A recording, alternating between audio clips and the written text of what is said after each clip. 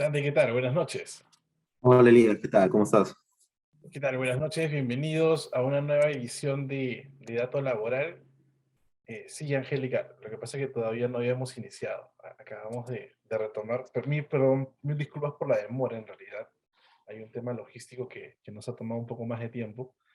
Y como les indicaba, bienvenidos a una nueva edición de Dato Laboral. En esta oportunidad vamos a conversar acerca de la renuncia como acto extintivo de la relación laboral, ¿no?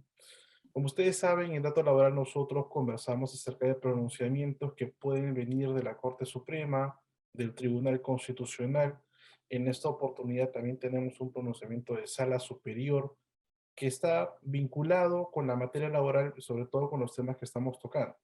Pero antes de ingresar un poco a fondo, corresponde las palabras de inicio de Dante Botton. Dante. Hola Elías, qué gusto verte. Y bueno, vamos a hablar de otro tema polémico, ¿no? La renuncia en general no debería ser tan controvertida, ¿no? Pero lo cierto es que, y lo vamos a analizar en cada uno de los casos, vienen generándose cada vez con mayor intensidad reclamaciones vinculadas al cuestionamiento, al acto de extinción de la relación laboral por parte del trabajador, básicamente llamada renuncia, ¿no? Y vamos a ver qué cosas es lo que han dicho los órganos jurisdiccionales respecto a la renuncia, qué requisitos debe tener, cuándo se acepta o no se acepta una renuncia, o finalmente, cuándo el trabajador puede considerar que su renuncia no fue una renuncia voluntaria, sino que cada vez es más común que los trabajadores aleguen la existencia de una renuncia coaccionada u obligada, ¿no? Y, como seguramente lo conversaremos, pretenden una reposición por despido fraudulento, ¿no? Correcto, correcto. Y bueno, antes de ingresar con los pronunciamientos, gracias Dante por tus palabras, los invitamos nuevamente a ingresar al blog del estudio, a prcp.com.pe. Van a encontrar información relevante sobre jurisprudencia, sobre normativa actual que se vienen implementando en nuestro país y que son de sumo interés y de suma utilidad para todos. Como bien conversábamos con Dante, el día de hoy tenemos algunos pronunciamientos y vamos a iniciar con un pronunciamiento emitido por una sala superior de Lima. Esto ha sido recaído en el expediente 10205 de 2018. El órgano emisor es la octava sala laboral de Lima. Y aquí lo que se produce básicamente es un trabajador es invitado a una reunión dentro de un ámbito de estudios, ¿no? Y en esta reunión el trabajador es invitado a renunciar, ¿no? Porque habían algunas diferencias, algunos criterios que la empresa tomaba en consideración y lo invita a renunciar al trabajador. El trabajador se va con una propuesta en la mente, una propuesta económica para poder presentar una carta de renuncia y finalmente presenta una carta de renuncia y con motivo de ello se emite una, digamos, una liberalidad de parte de la empresa por la suma de 22.457 soles a favor del trabajador quien las cobra. Pero a pesar de esto, el trabajador promueve un proceso judicial en contra de la empresa buscando una reincorporación en el empleo, básicamente señalando que al momento de presentar su carta de renuncia, él en realidad no tenía esa voluntad de querer presentar, ¿no? Eso básicamente es eh, los hechos del caso. El trabajador dice, bueno, a mí me han coaccionado para poder presentar esta carta de renuncia, no corresponde a mi verdadera voluntad, así que o pido al juzgado, al Poder Judicial, que ordene mi reincorporación. A nivel de primera instancia, es llamativo lo que ocurre, ¿no? Primera instancia, lo que analiza el juez de trabajo es, bueno, yo veo que aquí la renuncia tuvo como génesis o como incentivo un monto económico que se le brindó al trabajador. Entonces, como ha sido una renuncia supeditada a un incentivo económico, entonces no es una renuncia voluntaria. En consecuencia, para el juez, señala, esto, al no ser una renuncia voluntaria, no es una renuncia válida de acuerdo a los términos de la Ley de Productividad y Competitividad Laboral. En consecuencia, corresponde ordenar la reincorporación del trabajador. Más aún, señala el juzgado, si advierto que no hay una exoneración del plazo que tiene el trabajador para presentar la carta de renuncia, o mejor dicho, para que tenga efectos la carta de renuncia presentada por el trabajador. Evidentemente esto es apelado por la empresa, y a nivel de sala superior, lo que la sala en principio señala es que no es algo raro que en el marco de algunas negociaciones las empresas puedan brindar algunos incentivos económicos a los trabajadores y que estos renuncien al empleo. Eso no es nada raro. Asimismo, la sala señala que no hay tampoco nada extraño en que no se le haya concedido este plazo de 30 días que tiene una persona para que efectivice la renuncia voluntaria que ha presentado. Y además, el hecho de que el trabajador haya devuelto las llaves de la oficina y el fotocheque que tenía justo en la primera reunión que tuvo de negociación, tampoco significa que haya existido un acto de coacción respecto de él, porque incluso la propia sala señala que el trabajador se tomó un tiempo para poder meditar esta decisión.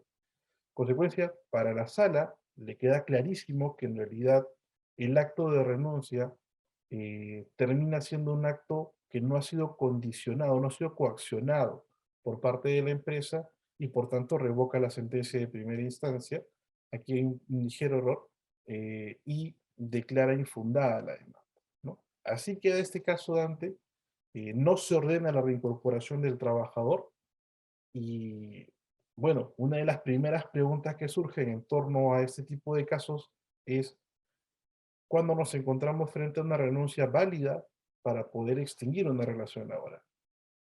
¿Qué nos tienes que decir respecto de ello? Claro, en esencia la renuncia, como sabemos, debe ser voluntaria, ¿no? O sea, la renuncia es el acto de extinción unilateral del contrato de trabajo por parte del trabajador.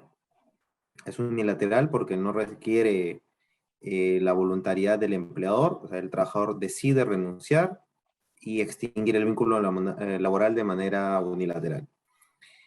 Pero claro, el escenario, digamos, perfecto que se ajusta a esa definición es la de un trabajador que simplemente se acerca con su carta de renuncia, perdón, y renuncia, ¿no?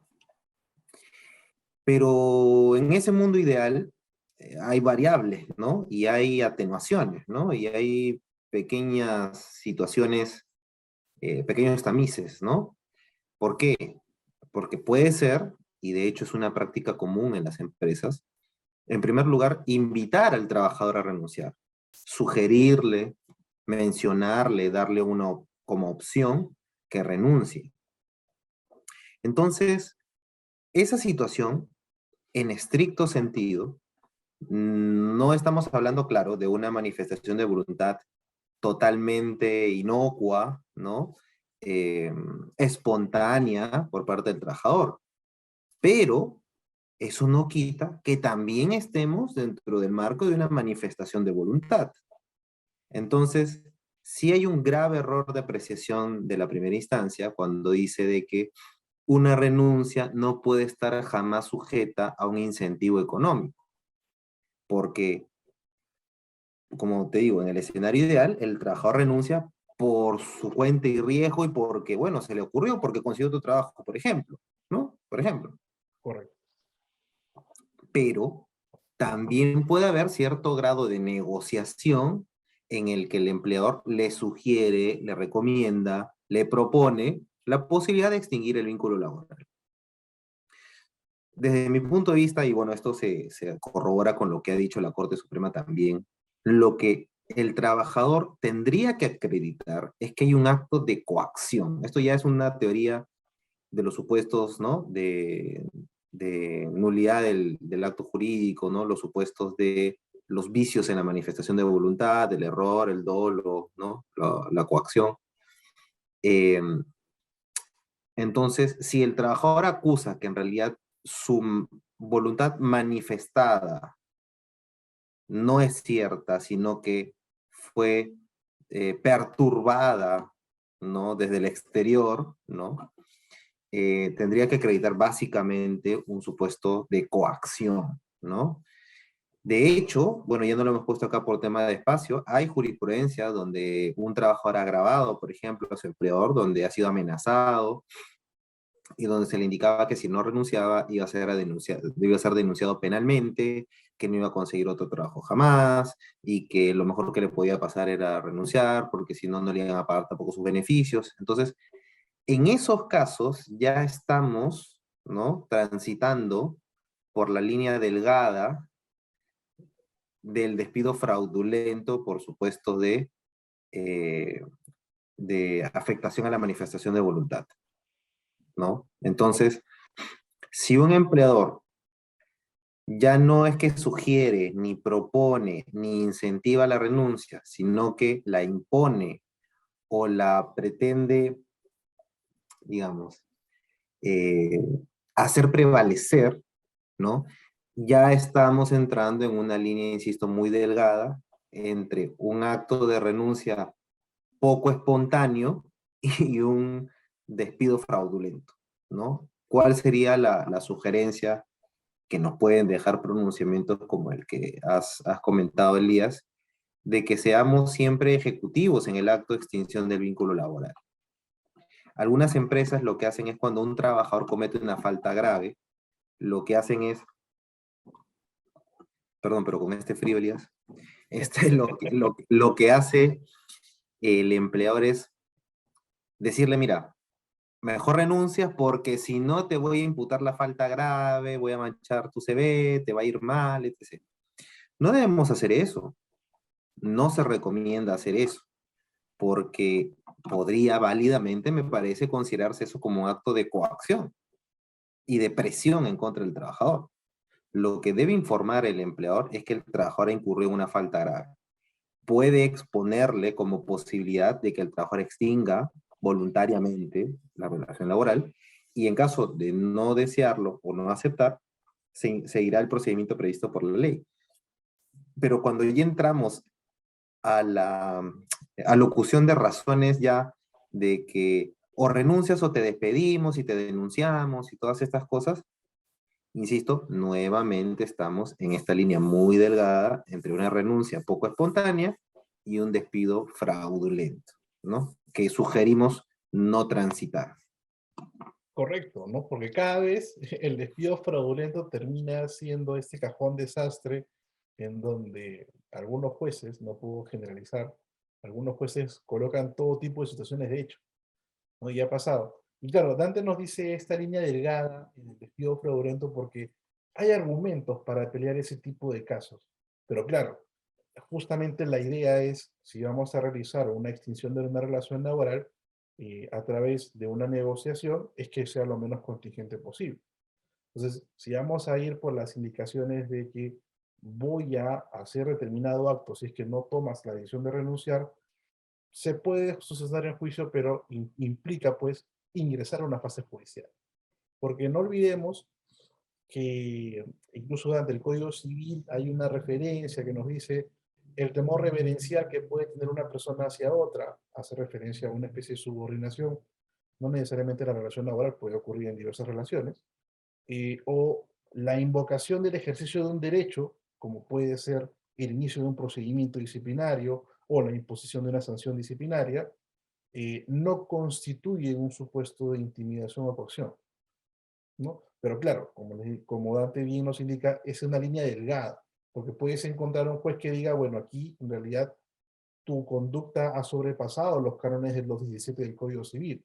Y otro que te diga, no, tu conducta como empleador al anunciar que ibas a iniciar un procedimiento disciplinario o al anunciar que ibas a iniciar procesos judiciales, va más allá de tu ejercicio regular de un derecho, ¿no? Entonces, hay matices, y es por eso que No, se me ocurre el argumento de, no, esta es una regla del Código Civil y no es aplicable en materia laboral o hay que interpretarla a la luz de los principios del derecho del trabajo.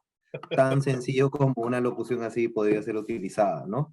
Y si correcto. vas a dar un incentivo económico, eso ya no es una renuncia, pues, ¿no? Hay que utilizar la figura jurídica correcta, que sería un mutuo disenso, ¿no? Ya no la renuncia, hay que utilizar un mutuo disenso, ¿no? Exacto. Y Como justamente, recomendación. y justamente en esa línea, ¿no? De proponer dinero, proponer algunos beneficios como parte de un plan de retiro, ya a nivel, incluso el Tribunal Constitucional se ha formulado ese interrogante, ¿no? Por ejemplo, en el siguiente caso, Dante, tenemos eh, una acción de amparo que fue interpuesta por un sindicato de una empresa, que es el expediente 5541-2016-AA. En este caso, una empresa pone en acción ya un programa de retiro voluntario de los trabajadores. Y en este programa de retiro voluntario, evidentemente hay incentivos económicos y otro tipo de beneficios que suelen concederse en ese tipo de planes de retiro. Y lo que hace el sindicato es decir, bueno, me están quitando afiliados, ¿no? ¿Y cómo lo operativizo esto frente al juez? Bueno, le digo al juez que están obligando a mis afiliados a renunciar a la empresa y en consecuencia a renunciar al sindicato. Y esto es una afectación a la libertad sindical que tenemos. Esta pretensión, tal cual, fue planteada en un amparo y a nivel de primera y segunda instancia, básicamente lo que este juzgado de sala constitucional es decir, esto es un asunto que lo deben ver en otra vía. Yo como juez del amparo no puedo ver temas en donde requiera una actividad probatoria. Entonces yo no voy a analizar esto, que lo vea el juez de lo laboral, no juez constitucional. Igual, el sindicato, con las dos negativas, va en recurso de agravio constitucional ante el Tribunal Constitucional y le propone el caso. Y el tribunal, en principio, señala que el juzgado constitucional y la sala constitucional cometen errores al desechar la demanda, porque sí había un atisbo de vulneración a una libertad sindical, por lo menos argumentativamente, pero cuando analiza el caso a nivel de fondo, a nivel de medios probatorios, lo que analiza el tribunal es que en principio el programa no está dirigido única y exclusivamente a trabajadores sindicalizados, con lo cual ya va quitándole un poco este espectro sindical que le habían invocado inicialmente. Y en segundo lugar, señala el tribunal, yo veo que el sindicato me ha presentado algunas declaraciones juradas firmadas por algunos ex trabajadores y ex afiliados del sindicato que aseguran que al momento de firmar los documentos del cese fueron coaccionados por personal de recursos humanos. Sin embargo, lo que dice el tribunal es, yo verifico que en realidad existen acuerdos de mutuo disenso, como yo nos señalaba antes, acuerdos de mutuo disenso de trabajadores que se han acogido al plan de retiro. Y aquí no veo ninguna coacción, no veo ningún acto de hostilidad tampoco de parte de la empresa, así que desde mi perspectiva, Tribunal Constitucional, este plan de retiro y el acogimiento al plan de retiro no supone una afectación a la libertad sindical que puede tener los trabajadores o las organizaciones sindicales al interior de la empresa. Con relación a esto, Dante, ¿cuál sería tu comentario? Sí, Elías, sí me acuerdo de esta sentencia perfectamente. Eh, claro, lo que pasa es que dentro del marco de las decisiones empresariales vinculadas a las desvinculaciones o a las extinciones de contratos de trabajo, una de sus modalidades más conocidas es la de los programas de retiro, ¿no? Sinceramente, los programas de retiro no tendrían por qué ser mal vistos, ¿no? Porque son programas a través de los cuales las empresas invitan, y es eso, ¿no? Invitan a los trabajadores a extinguir el vínculo laboral bajo la premisa de que se van a contraprestar de manera usualmente bastante onerosa, ¿no? La extinción del vínculo, ¿no? Entonces, claro, son empresas en las que, por ejemplo, tienen ya superávit de trabajadores, entonces, en vez de realizar despidos intempestivos, inconstitucionales e ilegales, lo que prefieren es extinguir el vínculo de una manera mucho más razonable, ¿no? A través de programas de retiro, que como te menciono, al menos en la gran mayoría de casos son programas de retiro muy bien remunerados. Entonces, estas son situaciones en las que, claro, los trabajadores optan, toman una decisión, analizan los pros y los contras, en las que verifican, ¿no? Si están de acuerdo o no están de acuerdo con el plan de retiro y toman una decisión, ¿no? Esto claramente es muy mal visto, ¿no? Sobre todo por la parte sindical, entonces no extraña que se cuestione eso. Pero el acto de un programa de retiro, la implementación de un programa de retiro no es, insisto, patológico, ¿no? Como comentaba ayer en una charla, no, no es patológico, ¿no? O sea, no tendría por qué ser malo, es una opción que se le da a los trabajadores para, en caso de estimarlo conveniente, tomarla o no. Entonces, me parece que el Tribunal Constitucional analiza correctamente este caso y determina de que no hay acreditación de ninguna coacción o intimidación, porque es, insisto, un plan de retiro voluntario, ¿no? Correcto, correcto. El tribunal, como ustedes pueden ver y como indica antes, pues no ve nada irregular en ese tipo de situaciones. Y claro, quizá la pregunta de ustedes nos digan es, oye, pero entonces nunca se va a poder generar una nulidad de renuncia o en qué caso si existe esto. En realidad, nosotros hemos hecho una labor de arqueología jurídica, como está de moda ese término, y hemos encontrado un pronunciamiento ya del 2014, pero que está vinculado a los ceses colectivos que existió en el Estado en la década del 90, ¿no? Allí básicamente lo que ocurrió fue un cese de trabajadores, tanto de empresas que habían sido privatizadas como también en entidades públicas.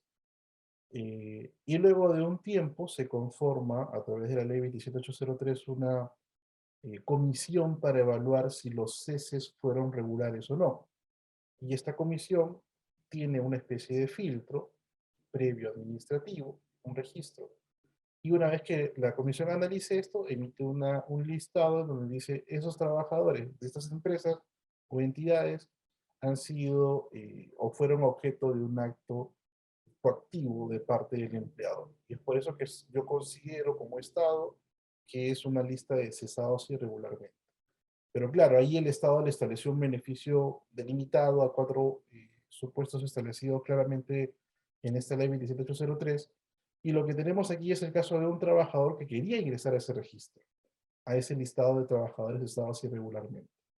Y lo que hace es interponer una demanda ante el Poder Judicial para que sea el Poder Judicial quien lo inscriba, no la comisión, sino el Poder Judicial. Y claro, cuando se plantean las demandas, en principio lo que hace el juez de primera instancia es revisar el expediente y verifica que en realidad hay una carta de renuncia del trabajador. Él la ha presentado, él se acogió a un programa de incentivos voluntarios de parte del Estado y por tanto no corresponde su inscripción en ese listado de trabajadores estados irregularmente.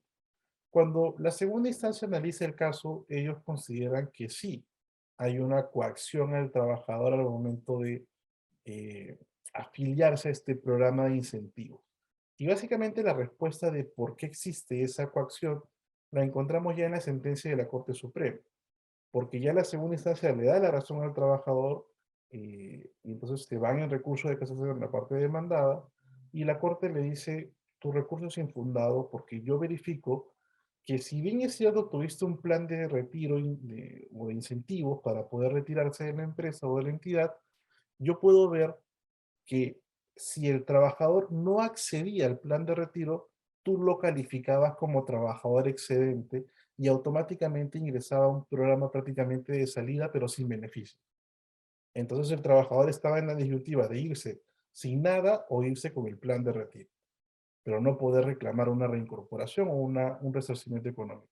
Entonces, para el Poder Judicial, ese tipo de planteamientos de si no te coges, te adopto, te brindo una consecuencia negativa, sí es un acto de coacción, ¿no? A diferencia de los planes de retiro que conversamos hace un momento, que es netamente voluntario. Si deseas te afilias, si deseas no te afilias. No pasa nada.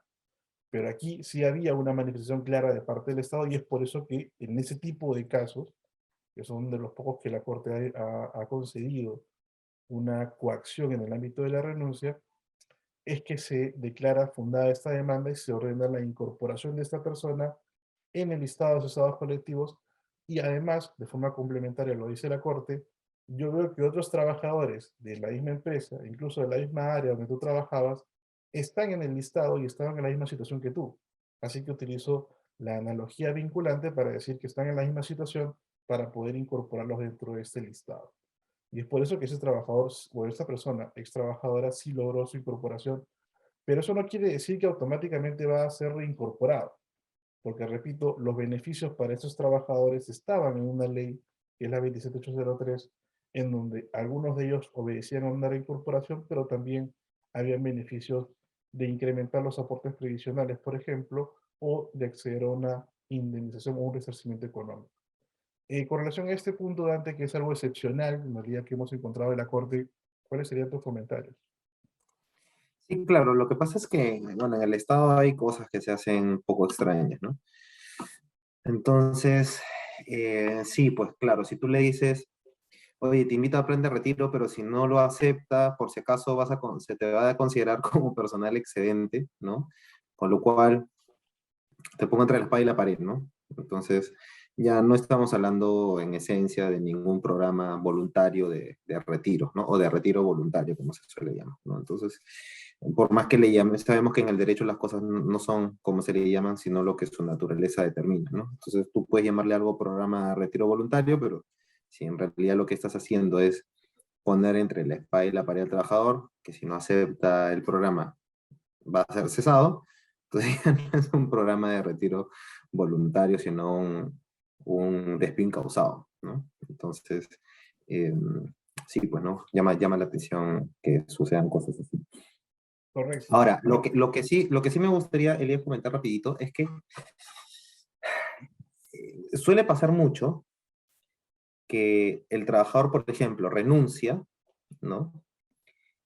Y lo piensa mejor, ¿no? Entonces, renuncia, se va, o sea, pues supongamos, ¿no? Con un incentivo, firma el otorgamiento de una liberalidad, ¿no? No es un mutuo disenso, sino el acto formal sería una renuncia, el otorgamiento de una liberalidad, y en la tarde, una vez que ya se fue, quizás mejor asesorado, lo piensa y dice, oye, no, en verdad, ¿qué acabo de hacer, no? Me arrepiento. Y al día siguiente piden que se deje sin efecto la renuncia, ¿no?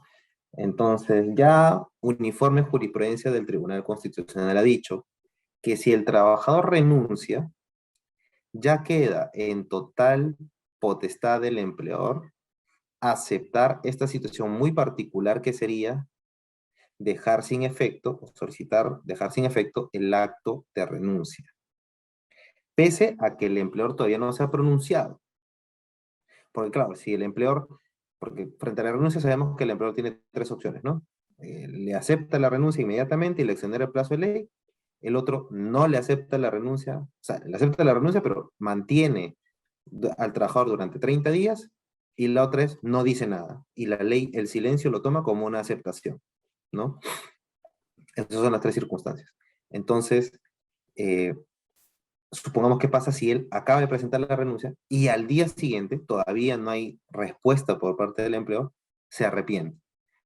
Sobre esos casos que cada vez vemos más, lo que ha dicho el Tribunal Constitucional y la Corte Suprema me parece que también ha analizado esto, es el acto de arrepentimiento o de reevaluación del acto de la renuncia es una situación que le compete al empleador, no es un derecho del trabajador, ¿no? Porque es acordemos que la renuncia de autorrecepticio, ¿no? Con el solo conocimiento del empleador se tiene por válido el acto de renuncia. Otra cosa son los efectos que van a diferir dependiendo si el empleador acepta inmediatamente, exonera el plazo de ley o no dice nada.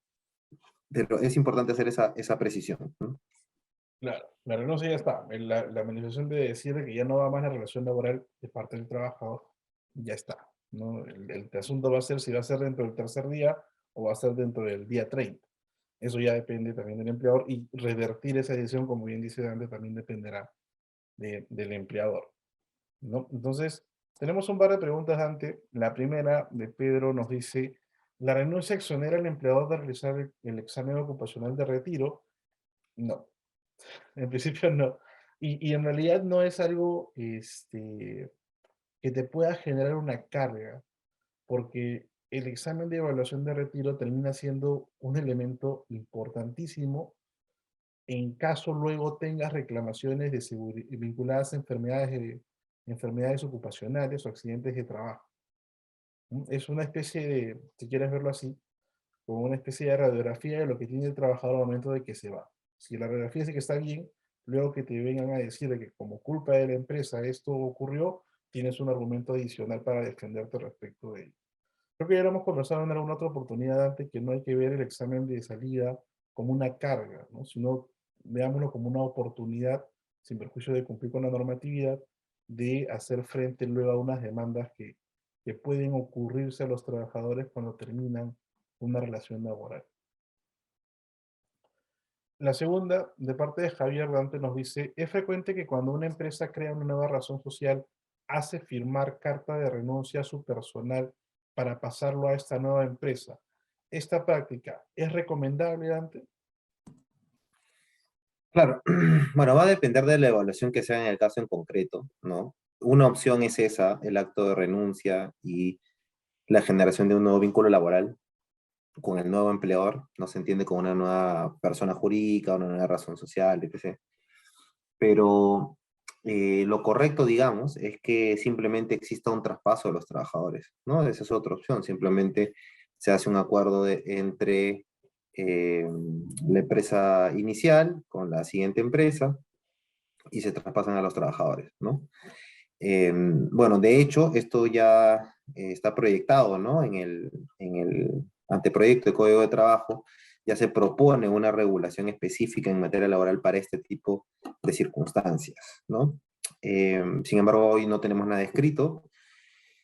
Muchas empresas recurren a esto que tú mencionas, Javier, sí, pues extingues el vínculo laboral, pero recordemos que en aplicación del principio de continuidad, ¿no? El trabajador mantendría por lo menos su derecho a la antigüedad laboral. Entonces, si pasa de la empresa 1 a la empresa 2, que es vinculada, por más que sea otra empresa, ¿no? Y está vinculada, lo más probable es que frente a una reclamación judicial el trabajador alegue, con seguramente algún nivel de éxito, de que se debe respetar su continuidad laboral. Y por tanto, supongamos que la fecha de ingreso en la empresa 1 es en el 2010 y en el 2020 pasa a la empresa 2, aunque esté en la empresa 2, su fecha de ingreso se deberá respetar desde el 2010 para, por ejemplo, el cálculo de la indemnización por despido arbitrario, ¿no? Entonces, no termina siendo tan, digamos, eficiente, ¿no? Generar el acto de renuncia porque finalmente esto puede ser cuestionado. No el acto de renuncia en sí, sino los efectos laborales, que el más importante es el tiempo, ¿no? El tiempo. Correcto, ¿no? Y ese tipo de reclamaciones siempre va por el lado de la vinculación que pueden existir entre las empresas, sobre todo, ¿no? Así que a tener mucho cuidado. Claro, si no hay vinculación, bueno, es que, claro, o sea, ahí no hay nada, pues es como que yo renuncio, no sé, pues trabajo se me ocurre en el banco de crédito, renuncio y me paso al Banco Continental. Pues, ¿qué tiene que ver una cosa con la otra? Nada. Ah, el Banco Continental tiene que reconocer el tiempo que trabajé en el Banco de Crédito. No, nada que ver, ¿no? Pero porque son ajenos, ¿no? Pero estamos entendiendo que el ejemplo que nos pone Javier es de dos personas jurídicas que sí están vinculadas. Correcto, correcto. Y bien, hemos terminado, estamos, bueno, nos hemos pasado el tiempo, hace rato que estábamos luchando contra ello, pero bueno, esta vez ha pasado Dante. ¿Y te parece si en línea de que estamos conversando sobre causales de extinción y hemos conversado, digamos, hemos agarrado algunos temas del mutuo disenso? En la siguiente edición de Datos Laboral conversamos sobre justamente los cuestionamientos al mutuo disenso como mecanismo de extinción de las relaciones laborales. Eso Sí, significa- claro que sí, Elías. Genial, para seguir hablando de esta situación. Ahí, por ejemplo, en el mutuo disenso van a haber temas bien simpáticos, ¿no? De si en el mutuo disenso puedo dar una liberalidad o no, si es compensable, si no es compensable, y quizás hasta los efectos tributarios que puede tener esto, ¿no? Correcto, así que están todos invitados a la siguiente edición de Datos Laboral, donde conversaremos sobre los acuerdos de mutuo disenso como extintivos de la relación laboral. Muchas gracias, Dante. Muchas gracias a todos por su compañía. Gracias, Elías, que estén bien todos. Que estén bien. Cuídense.